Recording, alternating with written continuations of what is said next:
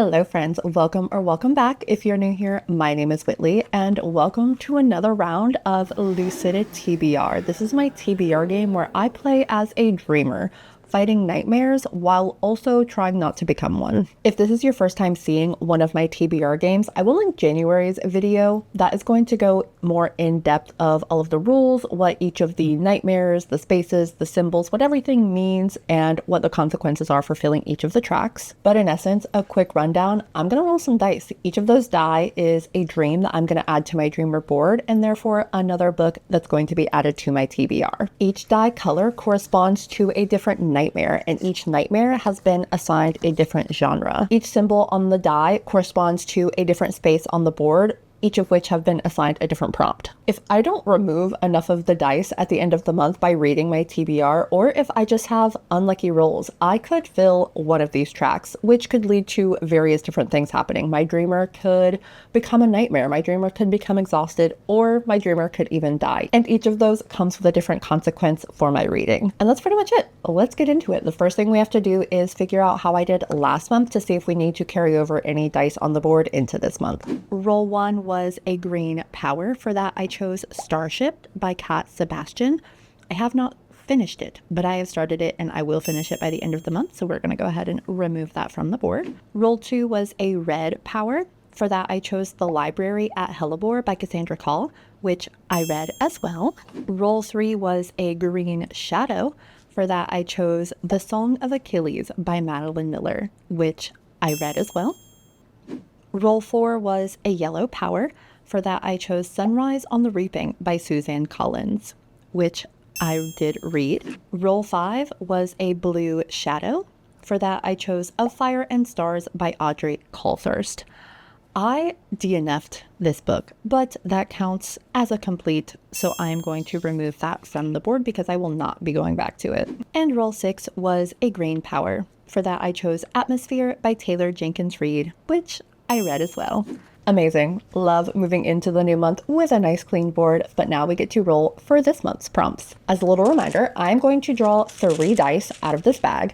I'm going to choose 1 to keep, and based on the color of the die and the symbol that it rolls, I'm going to pick a book to add to my TBR. I'm going to be choosing 6 dice for 6 rolls for 6 books as always. After participating in numerous readathons that I've had such a good time participating in, but I've participated in numerous readathons over the past couple of months, so I'm ready to have a little bit more of a chill reading month this month. However, in saying that, I will be participating in Summerween. This is a week-long readathon hosted by Gabby Reads. This is such a fun readathon where we just bring in some Halloween vibes that I have personally been craving so much into the summer by reading horrors and thrillers and spooky things. She also creates this adorable little bingo board with some non-reading prompts as well that are so much fun. I love every single iteration of this readathon. There is Summerween, there's Winterween, sometimes there's Camp Weekendween, and you know me, I love any excuse to pick up some horror. So of course I am going to be leaning towards some horror this month, but also maybe some romance because nothing screams summer to me like horror and romance. I mean, that's kind of always the mood that I'm in, to be honest, but that's besides the point. It's especially strong in the summer. So without further ado, let's get into the rolls. Draw 1. We have a red, a blue, and a yellow. Let's go with a red. Roll 1. And a power. Let's go. Roll 1, starting off so strong. We got a red power. Red is the Nightmare of Primeval Fear. That is a horror. And a power is something that has been hyped recently or something that I'm just really excited to read. This fits both of those categories. I already know exactly where I'm headed. We are going with The Caretaker by Marcus Cleaver. I read and absolutely adored, ate up We Used to Live Here last year, so I am so excited for his newest release. We follow this woman named Macy. She takes this job of like house sitting, I believe, and there's really weird rules that she has to follow. We Used to Live Here was absolutely phenomenal, atmospheric, absolutely mind-bending, so I have high expectations for the follow-up. Draw 2. We have 2 blues and a red. Guys, I'm going with a red. Draw 2 was another red. It just bounced out. Let's try that again. And a shadow. Roll 2 was another red, another horror, but this time we got a shadow. A shadow is a backlist read, and for me, a backlist is anything that's been on my TBR for more than a year. I have so many options for this, but I think I'm gonna go with The Ruins by Scott Smith. This has been on my TBR since June of 2024. So many content creators that I go to for horror recommendations have read this and absolutely loved it, and it is giving such summerween vibes. We're following a group of friends who go to Mexico for a jungle vacation, and one of the people disappears, so they have to go further into the woods to look for them, and they stumble upon these this ancient ruin site, and there is an evil, a presence that lurks there, and I think it is going to wreak absolute havoc on this little tourist group, and I am so ready for it. I'm expecting atmospheric, I'm expecting creepiness, absolutely. I'm also really hoping maybe we get some disturbing, visceral, maybe some body horror. Oh, I'm so excited. Draw 3. We have a blue, a green, and a yellow. Let's do a green. Draw 3 was a green. And a shadow as well. Roll 3, we got a green shadow. Green is the Nightmare of Temptation. That is going to be a romance, and a shadow is a backlist. So let's see, we have so many options. I have so many YA romances, but they've been so hit or miss for me lately. Okay, what better time to continue the Emily Henry journey than in the summer? Look at this cover. Isn't it so summer? Absolutely. We're going with Happy Place by Emily Henry. I added this one to the TBR in May of 2024, so not too long ago. In this, we follow the perfect couple. They've been together since college. You know, everybody thinks they are the shining example of what a relationship should be. Turns out they actually broke up like 5 months ago, but now that they're going on their annual friend vacation where they all get together, they still haven't told their friends, so they have to now pretend that they're still together on this vacation. Apparently this is their last vacation together because the place that they go to every year is being sold, so they don't want to ruin the trip for their friends, so they're just going to pretend that everything is fine. It doesn't say why they broke up, but it does say that they so clearly still want each other. So I'm curious to see kind of what drove them apart and how they find their way back to each other. I usually absolutely eat up an Emily Henry. The only exception so far has been People We Meet on Vacation was not my favorite, but Beach Read and Book Lovers were both 4.5 to 5 stars. Phenomenal. So very high expectations. And this just looks and sounds like such a cute summer romance. Not only does Emily Henry write phenomenal romance, but there's also those deeper themes in her books as well, which I absolutely love. Cannot wait to read this in the sun somewhere. Draw 4. We have a red, a yellow, and a blue. I'm gonna do another red. Draw 4, another red. Oh boy, we have a hunt symbol. Roll 4 was a red hunt. I don't believe I've gotten a hunt before, so I'm excited but nervous. A hunt is where I'm going to hunt through social media to find a book recommendation. I am going to go to Instagram for this. There have been so many summerween recommendations, so I think it's going to be pretty easy to find a book that's on my TBR. I'm not going to pick the first book that I see. I'm going to pick the first book that is on my TBR and that I'm interested in. So let's pull up Instagram and see if we can find a book recommendation. I am going to go to following.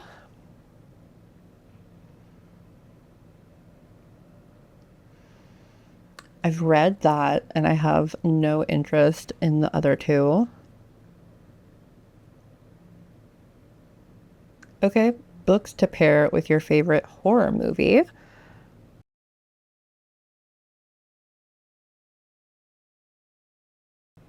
I do love Midsummer.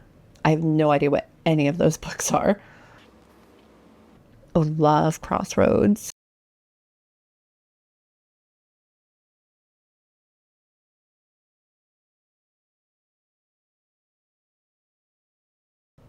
I mean, technically Dead Silence is on my TBR. Technically so is Ghost Eaters. I've been wanting to try a Clay McLeod. Clay McLeod? I don't... Clay McLeod Chapman? I've been wanting to try one of their books, so we're gonna go with Ghost Eaters.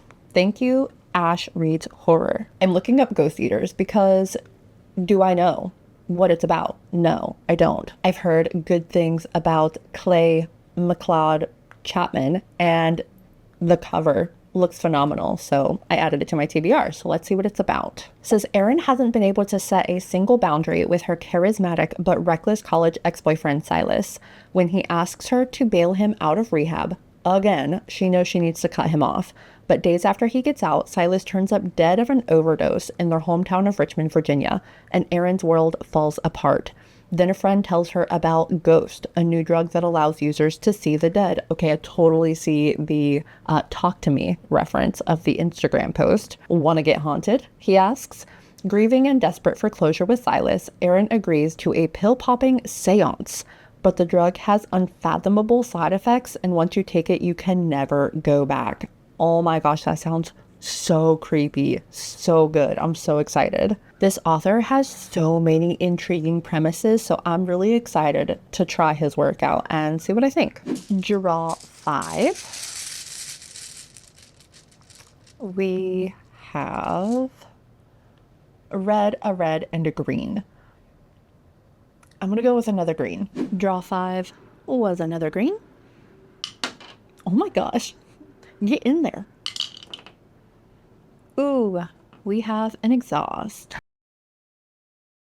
For roll 5, we got a green exhaust, which is a romance, and the exhaust is we get to spin the spinner wheel. So exciting. I love it. This is just a spinner wheel full of random reading prompts. So let's see what prompt we're gonna get to try to fit a romance into.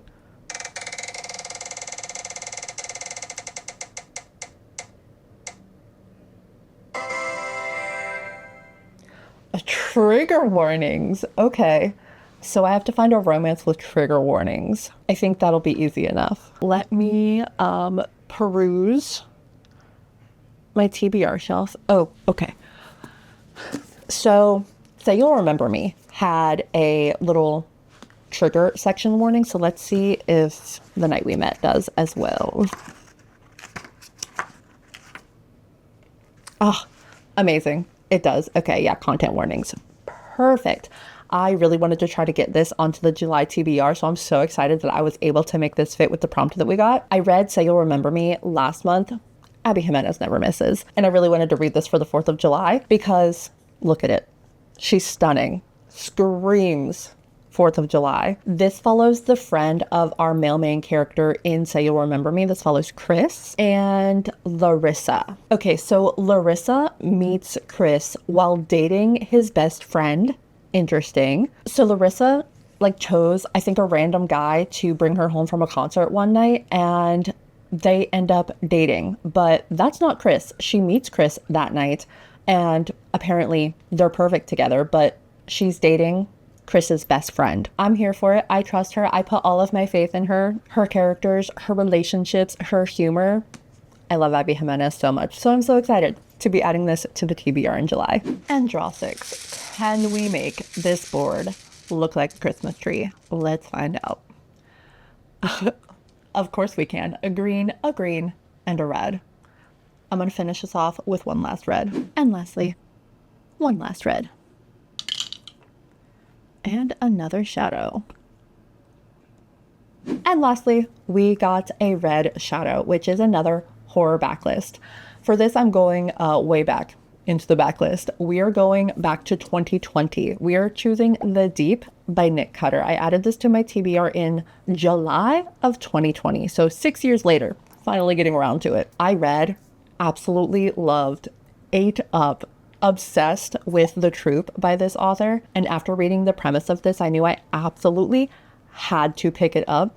Yes, it took me 6 years, but I'm so excited about it now. So apparently there is this huge epidemic of this disease called the Gets. It causes people to start to forget things. And deep in the Mariana Trench, they have found this ambrosia, this thing that they think is going to be like a magical cure-all. So they build this huge facility so scientists can like collect the ambrosia and study it and hopefully like distribute it worldwide to eradicate the Gets. But this facility actually like goes incognito, offline.